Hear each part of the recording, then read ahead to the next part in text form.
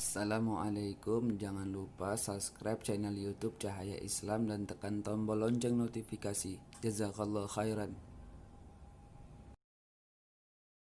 Kalau sedang merasakan kesulitan dalam masalah, kalau masalah ingin cepat diringankan oleh Allah, maka bandingkan masalah itu dengan solusi yang pernah dirasakan sebelumnya. Bandingkan persoalan yang sulit itu dengan kesenangan yang sudah dirasakan sebelumnya. Suami istri sedang punya masalah, malam ini punya persoalan, sampai nggak bicara. Coba duduk dulu baik-baik. Ingat masa-masa senang ke belakang. 15 tahun berumah tangga, masa mau dikalahkan dengan masalah di satu malam? Ingat banyak senangnya atau banyak dukanya. Coba timbang-timbang lagi. Mungkin dengan menghadirkan nostalgia kesenangan itu, yang ini akan terasa ringan. Ma, kenapa malam ini kita mesti cemberut ya? Bukankah kemarin-kemarin kita tertawa? Gara-gara papa semuanya.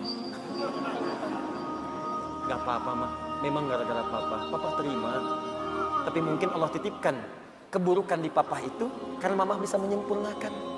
Mungkin Allah pilih mama itu adalah mama yang bisa membimbing papa lebih baik. Masya Allah. Oh gitu ya pak ya, mama bikin status dulu ya. Jadi kalau semuanya begitu enak rasanya. Tapi memang diucapkan mudah, menjalaninya belum tentu mudah. Nah, jadi kalau kita punya persoalan yang kecil-kecil sekarang, ingat masa lalu. Bu, Pak, ya maaf di kantor ada masalah. Masalahnya hari itu, jangan langsung merasa berat. Ada proyek gak selesai dimarahin sama bos. Anda kerja sudah 10 tahun, dimarahin baru hari itu. Senangnya kan banyak, udah 9 tahun. Masa persoalan sehari mengalahkan persoalan 9 tahun yang senang ke belakang? Kan tidak lucu. Anda gagal satu ujian, 9 mata kuliah lulus semua. Masa harus meratapi diri pada yang satu itu?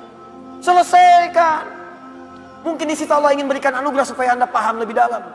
Mungkin disitulah kepakaran Anda supaya belajar lebih dalam lagi. Diangkat kemudian karena pakar itu, di masalah itu.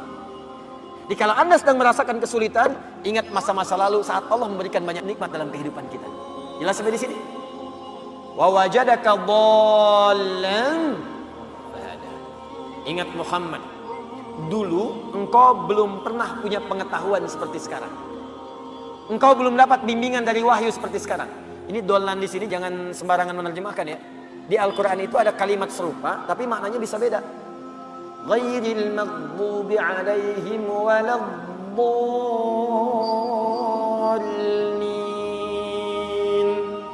Maghdub yang tercela, maghdub yang terhina. Dhalin di situ yang tersesat, tidak mendapatkan petunjuk Allah. Tapi kalau di surah Wadduha itu jangan diartikan tersesat. Bukan tidak mendapatkan petunjuk Allah, artinya yang belum mendapatkan bimbingan wahyu dari Allah Subhanahu wa taala. Bukankah dulu belum turun wahyu kepadamu? Bukankah dulu belum turun ayat-ayat Quran kepadamu yang membuat engkau semakin tenang sekarang? Wajadaka dhallan fahada. Muhammad, dulu kamu belum punya pengetahuan, sekarang dapat ilmu. Dulu kamu belum dapat bimbingan wahyu, sekarang dapat wahyu. Nah ini pun Bu, Pak, penting untuk disadari. Kalau sedang merasakan sulit di satu nikmat, maka ingat nikmat-nikmat yang lainnya. Misal, maaf ya, Ustadz saya diponis oleh dokter, jantung saya sakit Ustadz. Jantung kan sakit, tapi kan otak masih sehat, telinga masih sehat, lisan masih sehat, mata masih sehat. Salahnya manusia kadang-kadang mengaitkan penyakit dengan kematian. Teori wafat itu nggak butuh penyakit. Wafat itu kalau ajal tiba langsung wafat, nggak ada penyakit pun wafat. Banyak orang sehat wafat, banyak orang sakit bahkan sampai koma belum nyampe titik. Banyak orang sakit di rumah sakit, tapi yang meninggal bisa yang sehat duluan. Karena kaidah untuk wafat itu bukan penyakit, ajal tiba. La yastakhiruna sa'ata wa la yastaqdimun. Quran surah 7 ayat 34. Ini kesalahan manusia itu kadang begitu. Divonis cancer, stadium 4. Waktunya tinggal sebulan lagi, nggak akan nyampe kalau belum nyampe. Nggak akan wafat kalau belum wafat.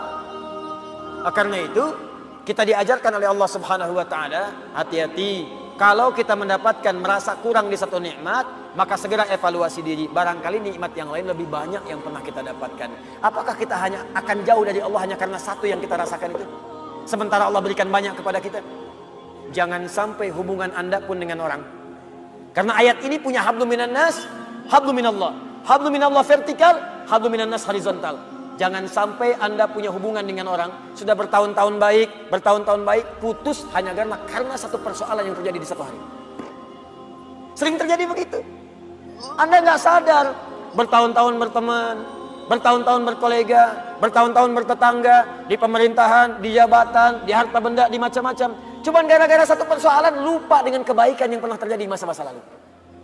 Kalau itu terjadi dalam hidup Anda, maka Anda sedang dikuasai oleh setan. Anda sedang jauh dari Allah. Karena ayatnya mengatakan, orang yang dekat dengan Allah tidak akan dipengaruhi oleh persoalan-persoalan yang tiba seketika, dan dia tidak akan melupakan kebaikan-kebaikan yang pernah terjadi di masa lalu. Lawan dari Allah itu Tagut. Tagut terbesar itu setan. Allahu waliyyul ladzina amanu yukhrijuhum minadh dhulumati ilan nur wal ladzina kafaru awliya'uhumut taghut.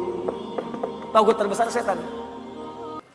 Assalamualaikum. Jangan lupa subscribe channel YouTube Cahaya Islam dan tekan tombol lonceng notifikasi. Jazakallah khairan.